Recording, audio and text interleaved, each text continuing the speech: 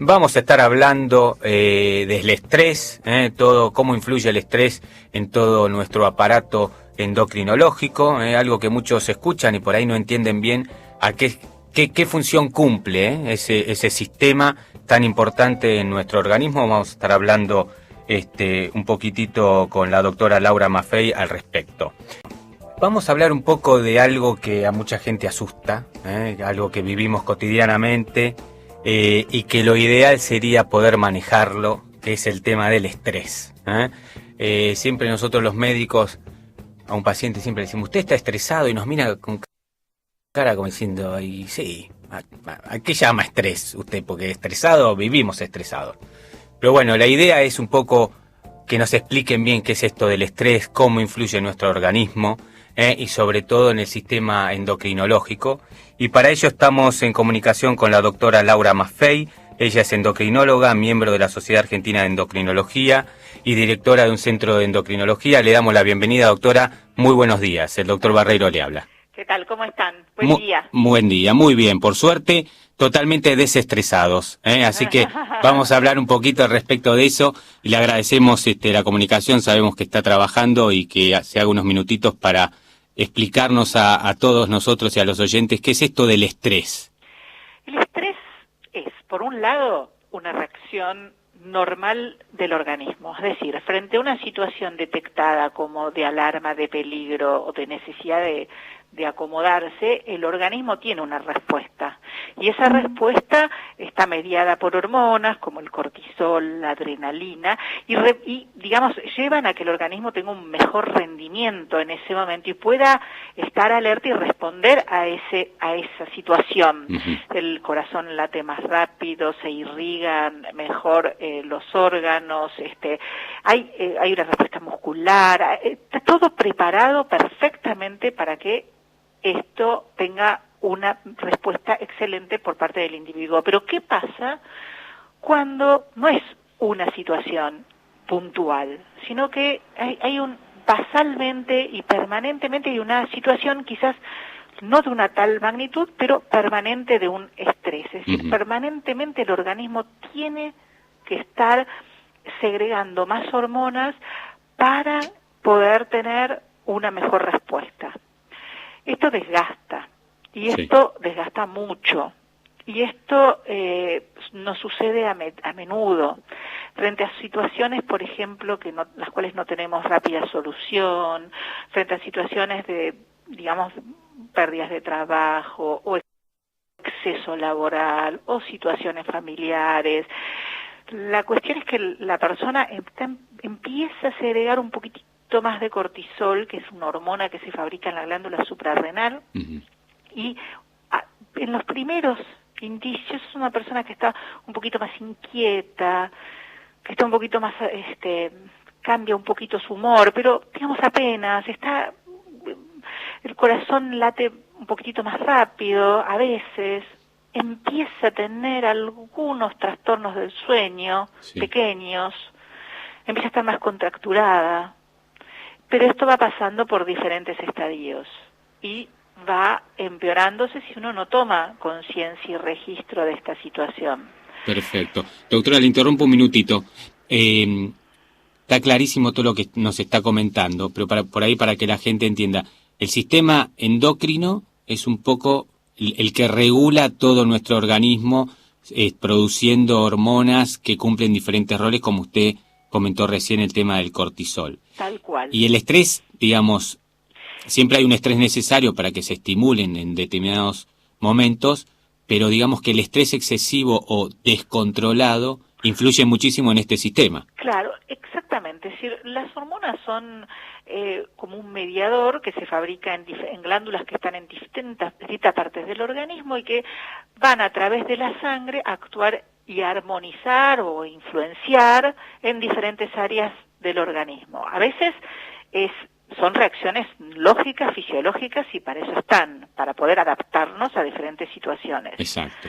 Pero a veces hay situaciones en las cuales este elemento, digamos, perturbador, porque en realidad el estrés es un elemento perturbador que a veces es, como les vuelvo a repetir, un susto, un momento, una situación inédita, una cuestión que necesita, hay que preparar un examen, hay que preparar al día siguiente hay una exposición de determinada cuestión, hay que presentarse un nuevo trabajo. Bueno, uno está más alerta y esta situación de alerta ayuda a que uno esté más concentrado y más pueda expresarse mejor. Termina el examen, termina la entrevista, todo vuelve a la normalidad.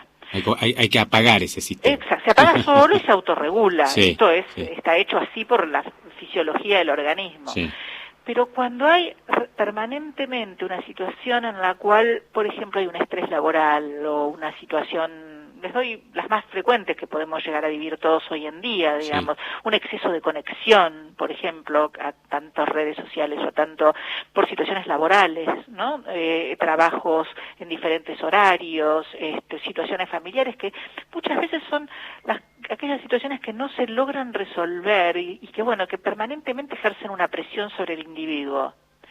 Entonces, en vez de tener un pico de hormonas que ayuda en ese momento, esas hormonas aumentan un poquitito, pero en forma crónica, permanente. Perfecto. Y van actuando en diferentes otras hormonas y otras glándulas. Por ejemplo, el hecho de no dormir bien, primero que nada también impacta y aumenta la sensibilidad a la insulina y aumenta la insulina, que es una hormona pancreática que nos ayuda a metabolizar el azúcar. Y esto hace que empecemos a tener un cierto sobrepeso, que tengamos, junto con el cortisol, que es una hormona que también se lleva mal con la diabetes, a tener una predisposición a la diabetes cuando es en forma crónica, a tener mayor presión arterial que la necesaria. Es decir, un momento de un pico de una presión un poquito más alta para que estemos bien activados es una cuestión, pero cuando esto es crónico, crónicamente empieza a tener ya un desgaste el individuo. A desregularse. Y a tener un impacto cardiovascular importante. De hecho, hay más infartos en este tipo de pacientes. Sí. Ahora, usted, doctora, cuando habla del sueño, ¿habla de una determinada cantidad de horas o de dormir mal? De ambas cosas. Hay veces uno no registra por qué se levanta cansado. Pero si yo dormí 8 horas, ¿por qué no estoy cansada a la mañana? Si yo dormí, pero no descansó, porque bueno, su cerebro, a pesar de que está durmiendo, uno siente dormir, no duerme a la profundidad y con los ritmos y las ondas necesarias como para que se alcance el descanso pleno. Perfecto. También puede ser que tenga insomnio, que no se pueda dormir porque la cabeza permanece conectada. Esto trae como situación, digamos, posibilidades de obesidad o aumento de peso, diabetes, presión alta, contracturas, enfermedades autoinmunes, porque también este cortisol cuando está fabricado en forma constante, puede tener acciones en la inmunidad, entonces puede también predisponer a enfermedades autoinmunes o enfermedades que tengan relación con a veces con malignidades, a veces uno dice, bueno, tuvo un estrés importante y permaneció y bueno, poco después tiene una cierta influencia. No es lo único, nada es único en nuestro organismo, todo tiene dentro de un terreno predisponente, puede tener un factor digamos desencadenante, entonces puede llegar a ser ¿no? Pero siempre es multifactorial. Perfecto. Entonces, tenemos que cuidarnos porque vivimos en una ciudad un poco difícil, son tiempos complejos para todos, en todas partes del mundo, y todos estamos viviendo una situación de mayor o menor estrés. Muy bien, crónico. Estamos acá hablando con la doctora Laura Maffei, ella es endocrinóloga, nos está dando una clase magistral al respecto de todo lo que es el estrés. Usted hablaba de esto de estimular diferentes hormonas cuando hay un excesivo estrés. ¿También se despiertan hormonas que están inactivas? ¿O no? ¿O las hormonas que por ahí se sobreestimulan son las que se regulan normalmente? Generalmente son en las que se regulan normalmente. El punto crítico en la psiconeuroendocrinología pasa, en este caso, por este famoso cortisol que se segrega un poquitito más que lo que debería ser. Y cuidado, no es tan fácil hacer el diagnóstico, porque los grados de secreción pueden llegar a estar dentro del rango normal. Lo que pasa es que el cortisol se fabrica con un ritmo circadiano, mayor a la mañana y va decayendo hacia la tarde-noche. Y a veces esta curva es menor, digamos, y permanece en una secreción un poquito más alta. Y ese pequeño cambio, pero a lo largo de muchos días, meses, ya produce trastornos. Entonces, para hacer un diagnóstico interesante o poder realmente estar lo más seguro posible, se requiere conversar mucho con el paciente, ver un poquito qué está pasando con su vida. A veces es necesario trabajar en conjunto con la gente de psicología, poder evaluar entre ambos el grado de estrés que pueda llegar a tener, interrogarlo sobre su sueño y bueno, tratar de realmente evaluarlo en forma completa y ofrecerle, digamos, primero que nada, una concientización en referencia a su estado. Muchos tratamos de negar que nos pasan estas cosas. No, pero yo ya voy a dormir bien, es esto un momento de hoy, o no, yo...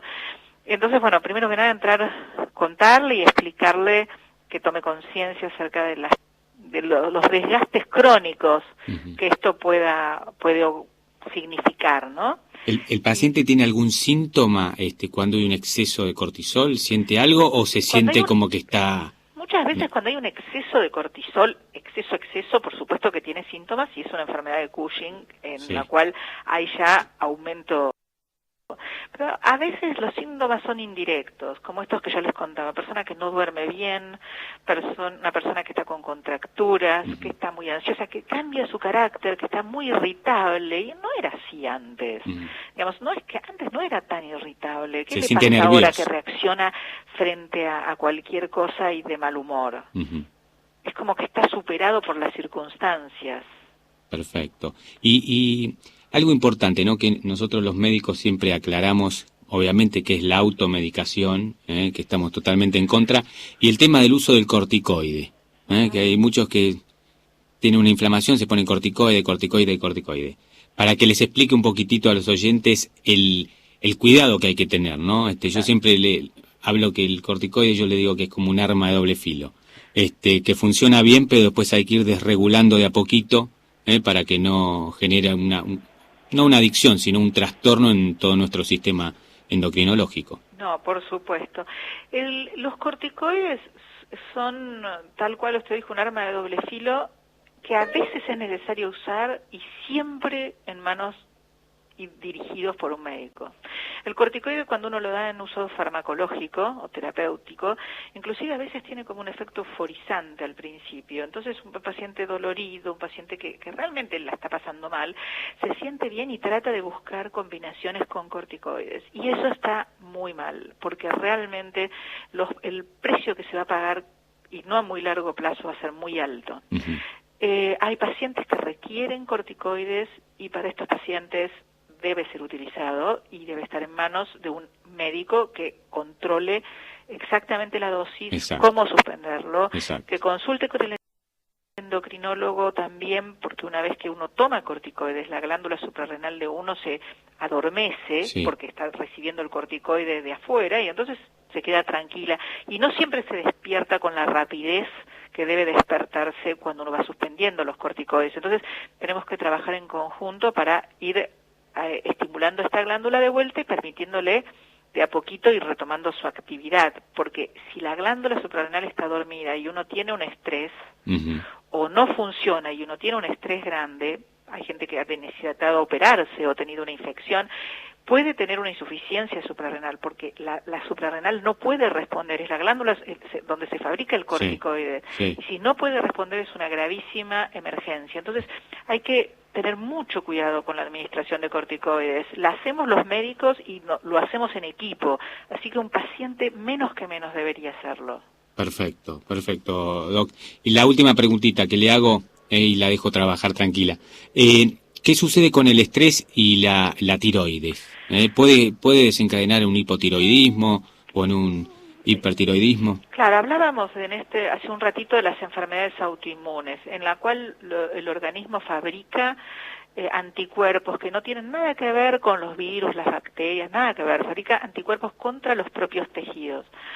En el caso de la tiroides es una, por ejemplo, está muy relacionado, muchas veces uno encuentra un factor desencadenante estresante previo al desarrollo de los síntomas de un hiper o de un hipotiroidismo, porque la causa más frecuente es la autoinmunidad, es decir, hay anticuerpos que o inflaman o estimulan la tiroides, y un estrés importante previo puede desencadenar que el organismo, que ya estaba predispuesto, empiece a fabricar estos anticuerpos, y van a ir a la tiroides y o bien la van a inflamar y va a llegar a un hipotiroidismo, o bien la va a estimular y va a ir a un hipertiroidismo.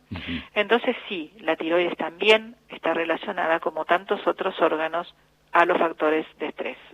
Perfecto, doctora Laura Maffei, le agradecemos muchísimo la comunicación. Muchas Seguramente gracias a ustedes. la estemos molestando en algún otro momento para hablar de todo este sistema tan importante y de una palabra que ya hace bastante que apareció y se está poniendo de moda, y algo muy importante es la psiconeuroendocrinología. Exactamente. Así que seguramente la estemos molestando para hablar algo de esa. Bárbaro. ¿Quiere comentarnos su página web para todos aquellos que quieran ir a consultarla o necesiten alguna consulta? Muy sencilla, www.lauramafei.com.ar. Ahí está. Entonces todos aquellos que quieran hacer una consulta con la doctora pueden navegar su página web y ahí tienen toda la información. Muchísimas gracias. Nos estamos comunicando en algún otro momento. Buen día. Estábamos hablando ahí con la doctora Laura Maffei sobre el estrés, para